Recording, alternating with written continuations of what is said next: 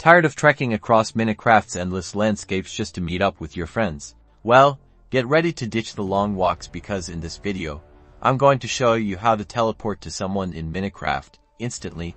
Let's jump right in. First things first, you'll need to open your chat window on most keyboards.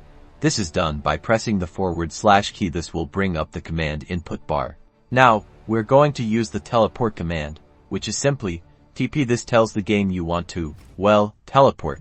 Next, type the username of the player you want to teleport. Make sure you spell it correctly. Capitalization counts. If you were teleporting to your friend Steve, you would type Steve. Now, put a space after your own username, and type the username of the person you wish to teleport to. In this example, it will be Steve. Once you have the command entered correctly with both usernames, hit enter. And just like that, poof, you'll be instantly transported to your friend's location.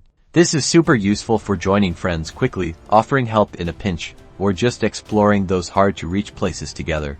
There is also an easier way if you only want to teleport to another player, but not teleport the other player.